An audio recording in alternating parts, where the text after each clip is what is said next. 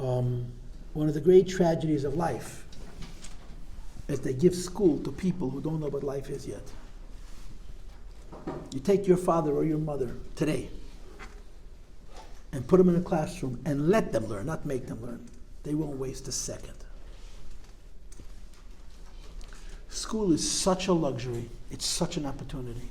But we give it to kids. That's the way it is. We give it to kids. To you, school seems like forever, and so much of it seems like a waste of time. You do it a minimum of 12 years, possibly 14 or 15 years. You want to count nursery and pre-1 for sure 14 years, but seminary, you sit in school for so many years and do what? Pass the time till you grow up and you can get a job, right? That's what you do in school. In school you learn. You learn Torah. You learn Avodah. Hopefully you learn how to serve Hashem. You learn also Chachmas Chetzenius and Beis Rivka. They teach secular subjects. You learn. And you're put in an environment which is meant to be safe to help you grow up. One of the funniest things about life is growing up is done in a very safe environment. Growing up, you're protected, right? Your parents take care of you in most cases. Your school supports you in most cases. And yet, turns out, growing up is still hard. In spite of the fact that it's made so easy, right? Nobody here is working 2 jobs and putting themselves through school, I don't think.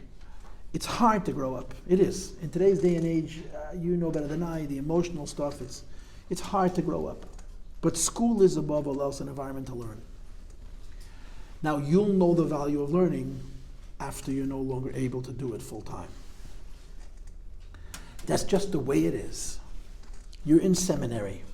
For a lot of you, this is your last year in school. If the Hanhola here has it their way, for sure you're staying a second year, and after that you're going to do holy things for the rest of your life. But for many of you, this is your last year in school. I don't know what you did last year. I don't know what you did 2 years ago. I don't know how you feel about school. I don't know if you feel about learning. I don't know if you feel about teachers. But learning is an opportunity that you're not getting again. It's just true. You're not getting this again. Unless you do what I do for a living, which is teach. You're not going to be able to spend your life learning. You're going to spend your life doing a lot of other things, including looking after a husband and children and a home. It's very special to have this time. It's really very special. It's very, very special to be adults, and you're all adults, who are in an environment where you can gather information that's not necessary for survival. It's necessary for the meaning of life. Right? School, you don't just learn stuff that you need to, without this, if you live in the wilderness, you have to learn how to chop wood or you're going to freeze, right? If you live in the wilderness, you learn how to make a fire or you're not going to be able to cook. You're not learning those things here. You're learning things that are teaching you the why of life, not the what of life, the meaning of life. And it's an opportunity. It is true that the backdrop of this opportunity is such that you don't fully have the ability to value it because you're in a cocoon, because you're not living in the real world. The real world starts when you leave school. It doesn't start when you get married. I've learned this more and more. The day a girl leaves school, if she gets engaged within 3 months, 6 months, 9 months, it's a dream. But unfortunately, not everybody has that experience. Being single and out of school is hard. Being married is harder, but more meaningful than being single and out of school. School is special. It's special, an opportunity to learn. Knowledge is a wonderful thing. Knowledge is power. Knowledge is good. Even if you're learning things and you're wondering why not, you're learning them. Knowing stuff is a luxury. It's a schus. It's an opportunity. For most of history, most of humanity was ignorant. For most of history, most of humanity couldn't spell their own names. Everybody goes to school. Goyim go to school. Everybody goes to school, and we learn. It's a it really is. It's a very, very special opportunity. And the hard part is appreciating how valuable it is, notwithstanding the fact that you've been doing it forever and you find a lot of the stuff boring and most of it purposeless. If you could consider for a moment that in a relatively short time, this is over. This game is over. This freedom, this youthfulness, this everybody else taking care of you is done and you have to take care of yourself. If you could do that and you could value the time you have this year, or for those of you who are fortunate enough, this year and next year, you'll be doing yourself an incredible favor. You learn not for your teachers and not for your grades, not even for your college credits. You learn because learning is a wonderful thing. And it's very, very special. Even if you're learning mathematics. Now add to that here we're not learning mathematics, chemistry and physics, or social science, we're learning Torah. And we're learning Chassidus, we're learning about Hashem, we're learning about what it means to be a Jew, we're learning why we should be Jewish. We're learning about things that are really very, very important. Very, very important. And if we could just fully appreciate, or at least to some degree, appreciate just how lucky we are, just how lucky you are to sit and to be in this school and be in this classroom, or whatever classroom it is, whichever teacher you are, and to use the opportunity to push it, grow in knowledge. You know, I'm sure in this room there's very Hasidic girls. I'm sure in this group there's Hasidic who are far from Hasidic girls. I'm sure in this school group in this class there are girls who always cooperated with school. I'm sure there's girls in this class who hate authority and they're already going out of their brain, sitting 5 minutes still in my classroom, and they're ready to plot. There's all kinds of people. And everybody's different, but everybody could learn something. Some could learn more, some could learn less, some integrated in one way, some integrated in opportunity. This is an opportunity. Seminary is an opportunity. It's like boys going to Beis Medrash. Seminary is an opportunity. You ask me, what tests are you having? The test is one thing. You're testing yourself. Will I learn or will I not learn? That's the test in this classroom. So in some grades, you have to give tests for all kinds of reasons, including the fact that the government has to check us off. I don't think I'm giving you tests. I don't know. I know for sure I'm not marking them, but I don't know if I'm giving tests. I doubt I'm giving tests. This is an opportunity. This is an opportunity, and it's really special. And if you could appreciate that and use this opportunity, what you did last year, what you did for the last 10 years will make no bit of difference. In other words, even if you're the girl who's always making trouble, who was never in class, it's in your hands right now to say, you know what?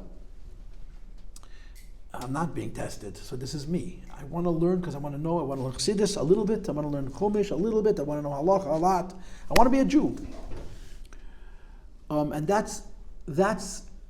I think it's very, very important for you to consider what I just said. I understand why for so many students school seems so wasteful, because it's just run on. You do the same thing for 15 years, and what are you doing? Just sitting in classrooms, other people are telling you what to write and what to think and what to say and what to feel and what to do and what. And then take tests, and you know how it works on computers, right? You're afraid of not having enough space, so you clear your head, you make sure you forget everything you learned 1 year. So next year you have new information, you memorize it, you take tests, and you clean it out of your head.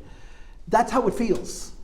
But that's not really what it is. What it is it's a framework in which you have to grow up, which is very hard to do in the modern world. B, it's an opportunity to learn.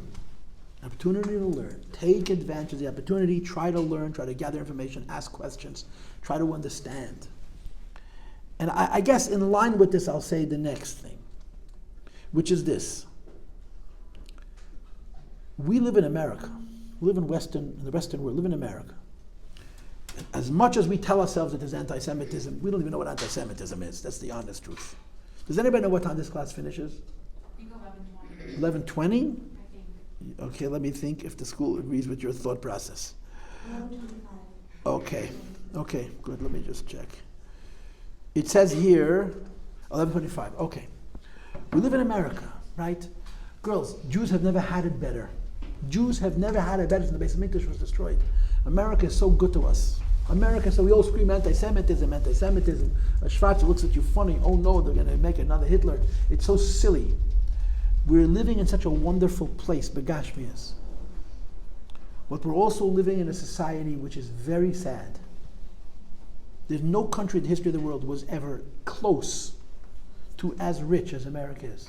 Poor people in America, who are living on government assistance, are richer than rich people lived just 150 years ago. Push it. Poor people have apartments and running water and gas and food and school and clothes. We're an incredibly rich society, but we're so sad. We're such a failure. In America today, the family is breaking down more and more and more. There's a divorce rate that's way over 50%. And then you have all these new diseases about people. Is it Michigassen? The world was nuts. It's never been clearer why you have to be from. never been clear why it's good to be frum. Frum means keep Shulchan Aruch. When it comes to tznius, when it comes to kosher, when it comes to marriage, when it comes to having children. Our life is a hard life. Being a frum person, it's a lot easier to be fried than be frum for many reasons. Food is cheaper, clothing is a lot cheaper, and the burden of having kids and raising them is huge. But if any person looks objectively at America, the America that I was born into was so much more wholesome than the America you're being born into. America is morally, in the whole Western world, it's sinking. And the center of it is we've lost the value of family. We've lost the value of marriage. You grow up, you get married, you stay married, and you raise kids. You live in a world where the world around you is giving you one message, and the world in it is giving you a very, very different message. Yiddishkeit, Chassidus is old-fashioned. It's old-fashioned, it's true. And I will say it again, to live as a frum Jew is much harder than to live as a non-frum Jew. But you know what? This is where happiness is. This is where meaning is. I have students, more than one and two, who are not frum. They learned by me in yeshiva or in Beis Rivka. You don't need me to tell you that there's a percentage of our children that are off the derech. But they'll all tell me that if they ever have children, they're going to have to live it from life. Because they know that this is a life. In the secular world, people have experiences. They go on trips, they go on vacations, they eat good food, they go to good restaurants. But life, in one word, if I may say so, is family. As your father and your mother, it's a mitzvah to hate. Your brothers and your sisters are a bunch of nerds, right? And your children are going to make you into geeks, right? And the person you marry, who's whatever he is, I'm not going to tell you now, you'll find your own adjectives for him. Life is family. Yiddishkeit, and I say this now more and more, and the Sheva Mitzvahs Nenuach, the teaching of Goy, you know what it means to be a religious person? The center of your life is the person you marry and the home you build. This is what you're learning here. Out there, you're getting a very different message. And as much as I would like it not to be that way, most of you know what's going on out there. You see it online, you went to camp, you've been in the real world, you know how the world thinks and how the world feels. And you struggle with the juxtaposition of these two worlds. Why do we have to dress this way? Why do we have to be so different? Why does our life have to be so challenging and so hard? And the answer is, girls, because this is life. Not to get married and not to have kids and have beautiful clothing and a wonderful apartment and eating in the best restaurants is sad. It's sad. It's called not growing up. It's remaining, you can be 7 years old and be a child. I want. Life is about working to create something meaningful. And really, the truth of the matter is, it's getting married, building a home, and with Hashem's help, having healthy children, and this is our values.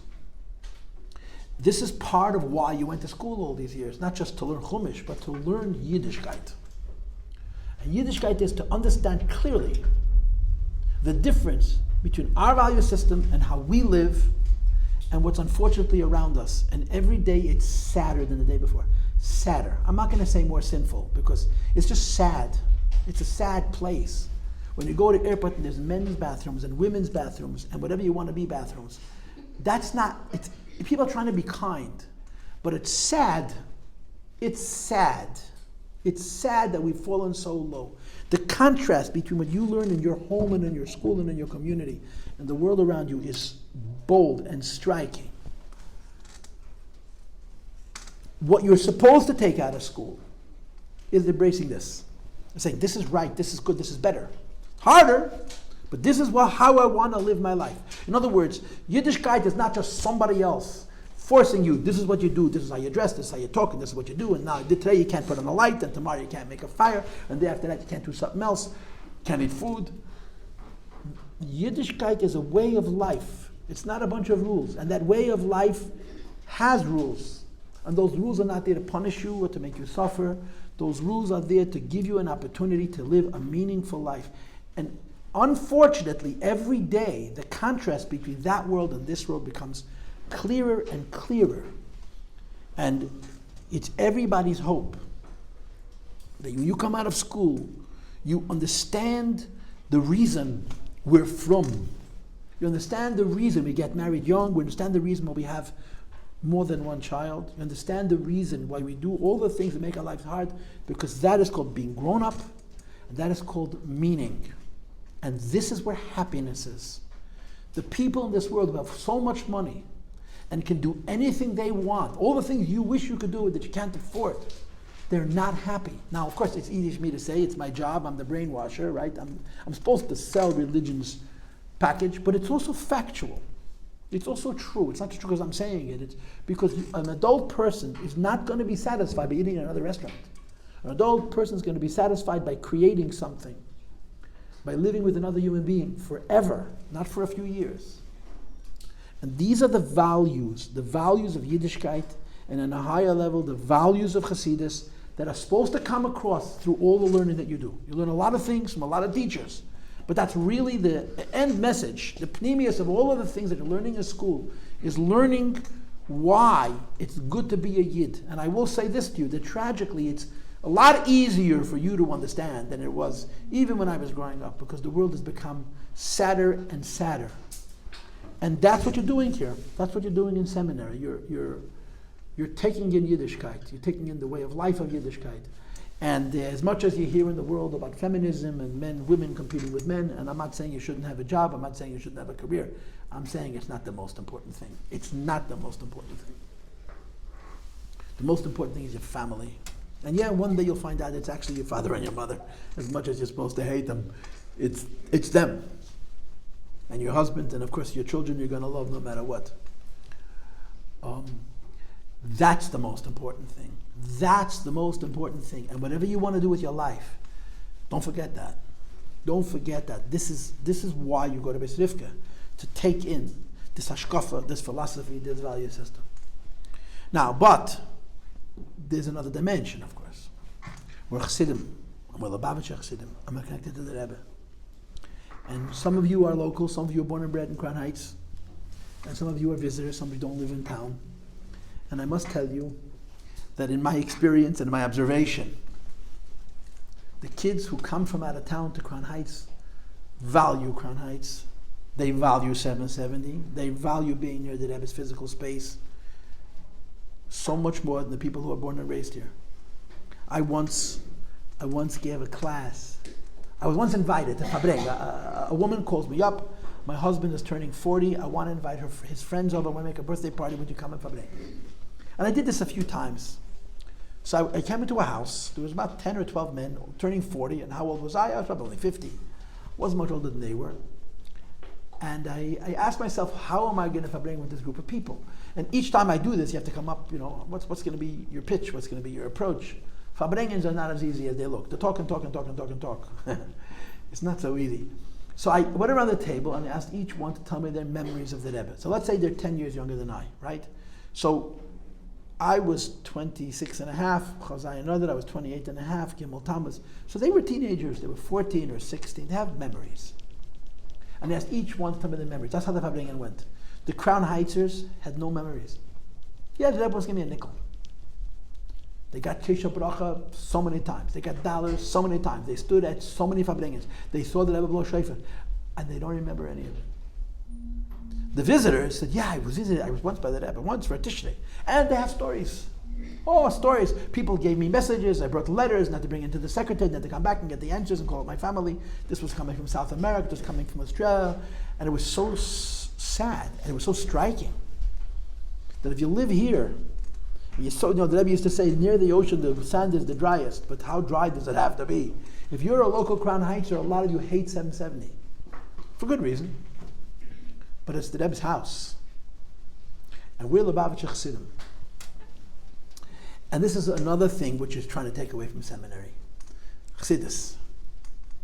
And Chassidus means Rebbe.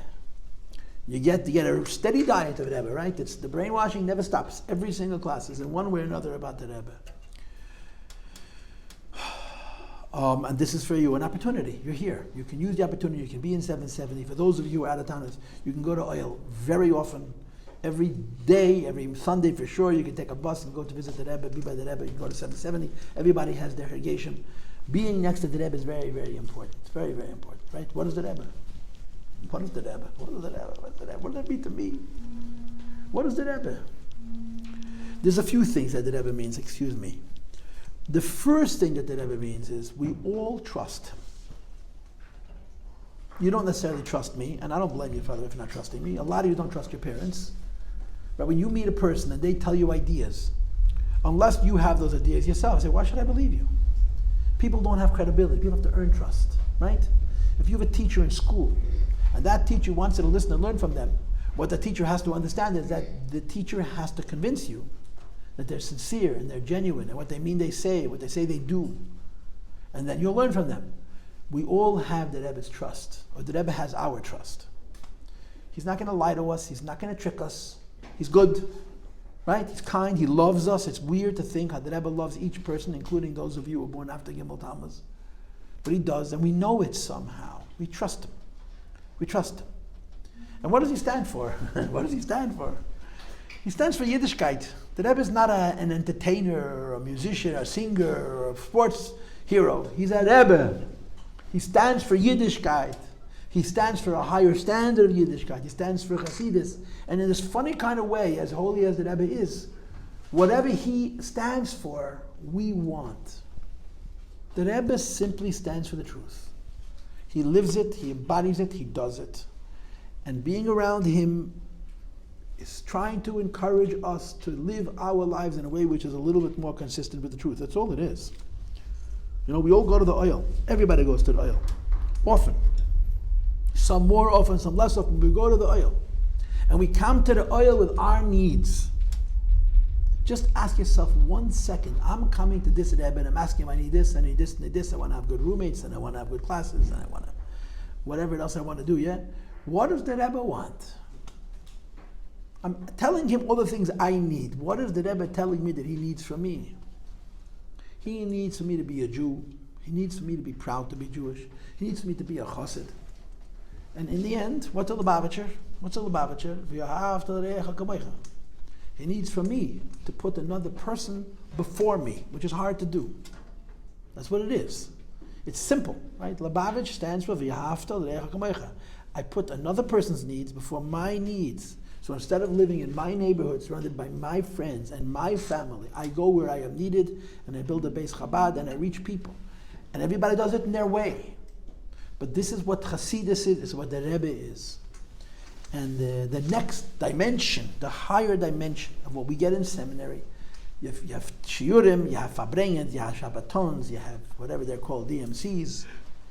You're saturated with Rebbe. You're saturated with Rebbe because it is about the Rebbe, but it's about what the Rebbe wants. The Rebbe inspires in us. We should be Jews with emunah and with tahara, and if possible even kedusha. We should be pure. We should be good.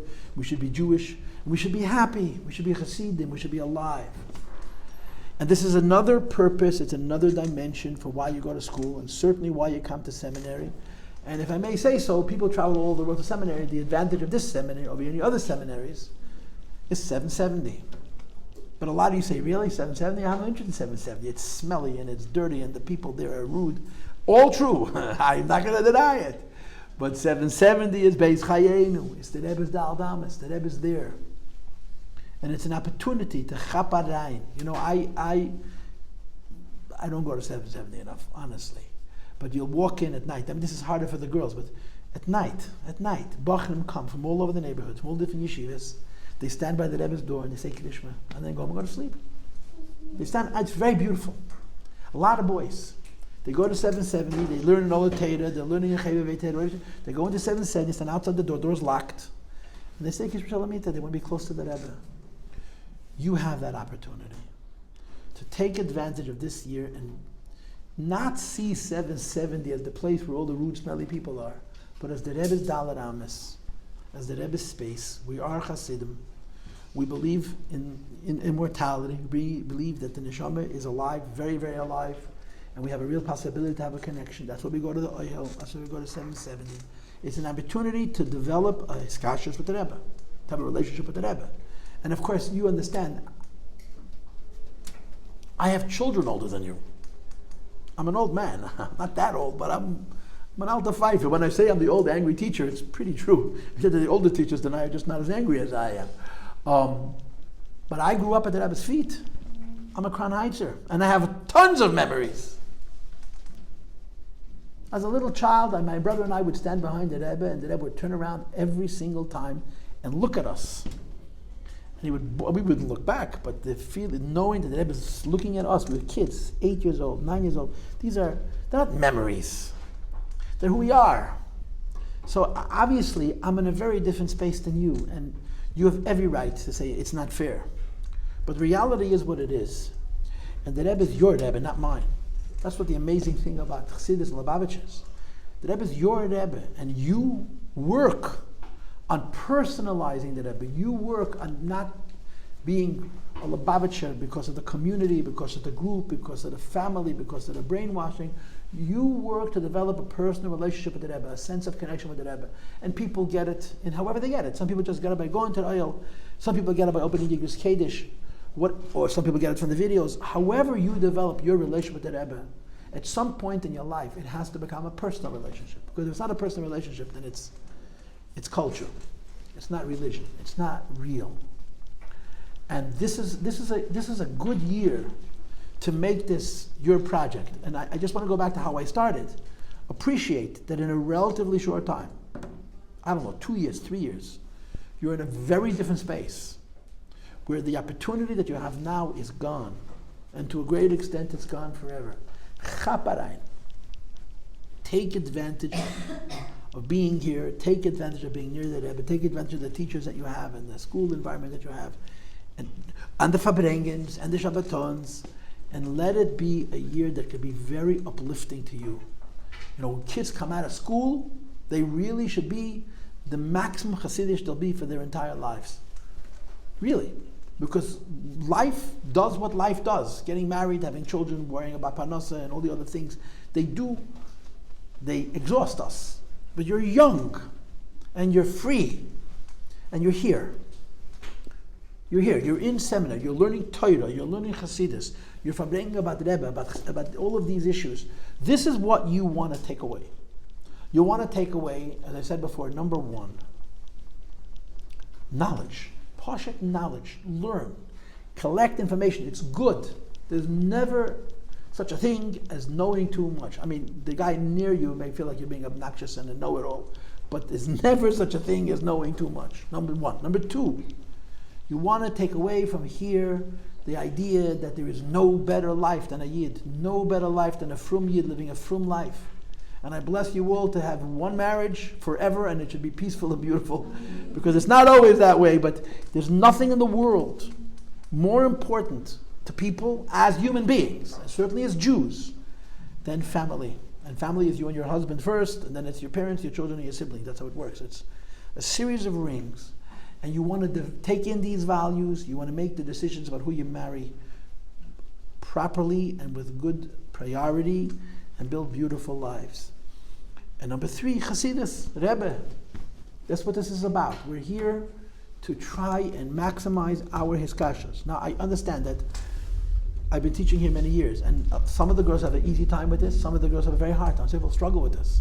Some people feel like there's something wrong with having a relationship with a man I never knew, and this whole business of Rebbe almost seems like worship, and it has to be explained and discussed and worked on. Okay, but whatever your situation is, you want to take out of this year and the time that you have as a single girl who's able to learn Chassidus, Rebbe, to have a personal relationship. You're going to the oil is not a formality. You're not doing it because it says in the rule book. You want to go to the Rebbe. You want to connect to the Rebbe, not just because you have a need, not because I need something, but because my relationship with the Rebbe is very important. And ultimately, the greatest Chassidus is not what we take from the Rebbe. The greatest Chassidus is what we give to the Rebbe. And this you have to learn. It's hard to learn. It's hard to learn. These are the things that you learn in yeshiva, the things you learn in school, these are the things that you learn in seminary. Okay, so this is my hello. This is what I was told to do. I maybe didn't do it exactly the way the school wanted me to do it, but this is my pitch. Take advantage. Take advantage of every teacher. Take advantage of every class. Take advantage of every fabrengen. And work on yourself, be'emes, to use your mind more, not to see Yiddishkeit as your enemy, but Yiddishkeit is your friend. A lot of girls, a lot of boys, a lot of people feel like Yiddishkeit is their enemy, and it's true, because there's so many rules. There's so many, you can't do this, you can't do that, and this is not Hasidish, and this is not Frum, and this is not Lubavitch, and this is not I don't know what. There's a lot of rules, but those rules are a framework. Those rules create healthy people, healthy families. They create good, they create meaning, they create purpose. Figure out how to make that your own, and then try and learn Chassidus and develop a relationship with the Rebbe and with the Eibishter, and then it'll be productive, then it'll be fruitful, then it'll be good, then it'll be valuable, right? And I suppose if there's anything else that I should add, then the last thing that I can speak about in a prefatory class, in a hello class, would be friends. For some of you, you don't even think twice about it. And for some of you, the reason school is terrible is because they don't know how to socialize. They're not cool, they're not with it, they're not part of the in-groups. And this is more of a problem with the girls than the boys. That's why it's been made very clear to me. It says, Asei lecharav uknei lechachav. Right? For a teacher, you have to have Kabbalah sale.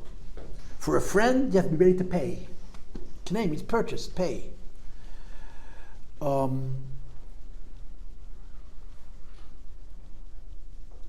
don't need a lot of friends. You just need real friends.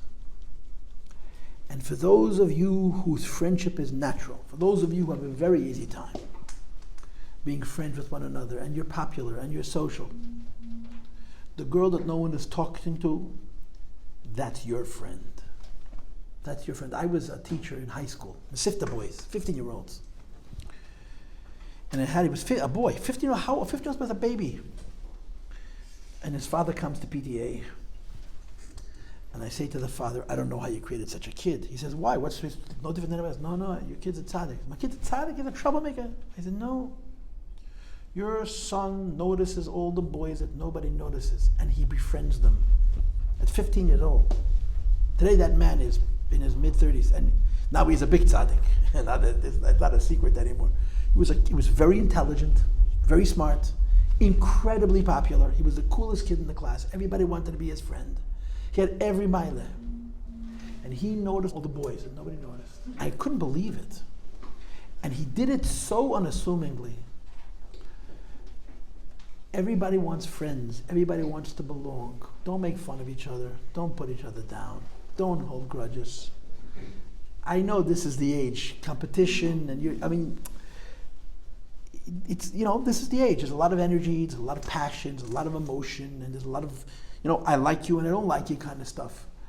Midas Tavis is a hard one, It's easier to be frum than to be nice. It's a fact. It's easier to be frum than to be nice. It's a fact of life. It's easier to be frum than to be nice. And I shouldn't say, I'm not one of those people who says rather be nice than frum. I'm not saying that. But I am saying, I give each one of you a bracha that you should have friends. You don't need 50.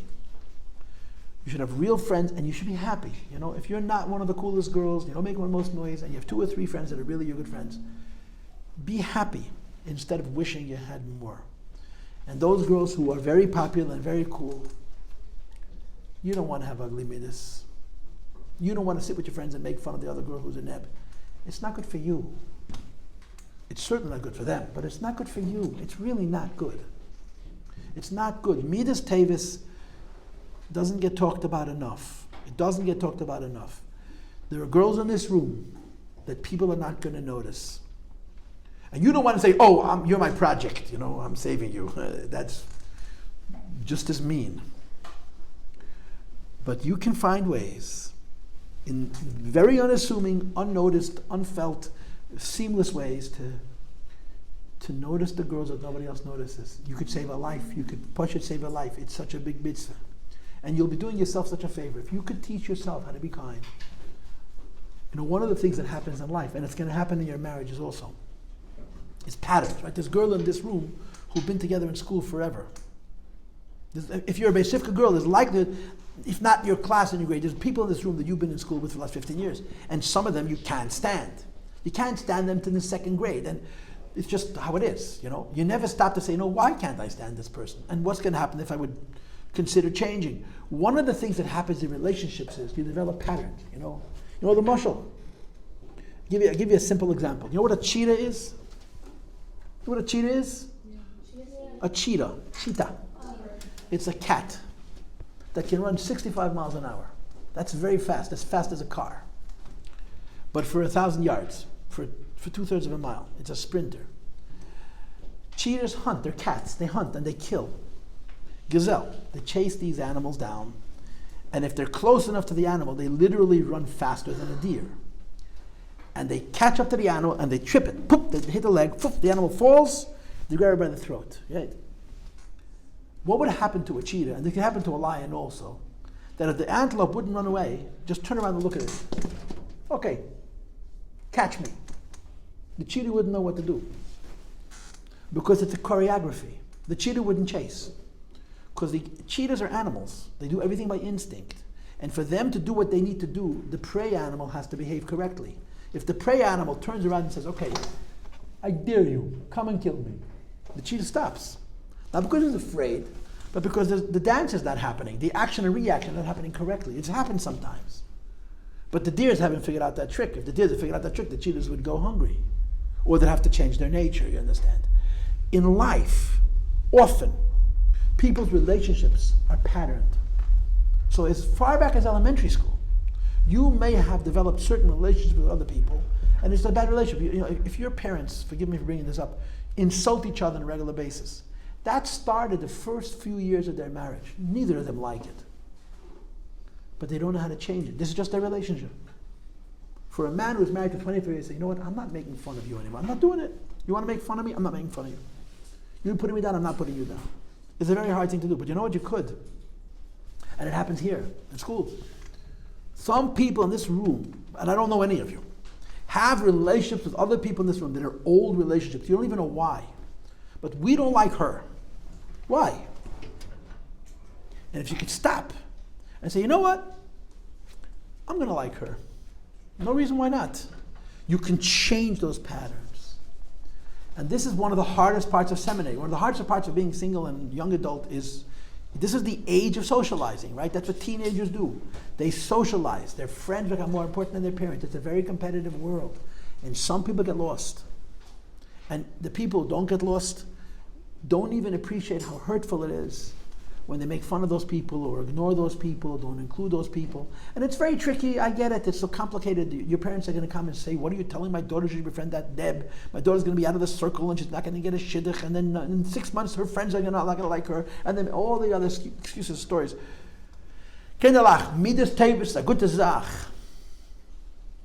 Figuring out how to look at the mirror and say, I'm not going to be mean to a person that I've been mean to for many years. It's a very hard thing to do, but it's doable. And it's another component that happens in seminary. You have an opportunity to develop yourself by figuring out how to be kind. Obviously, you're going to be kind to your friends. Be kind to the people who maybe not be your friends. And the Abish will pay you back that he'll be kind to you. That's how it works. Okay, class is over.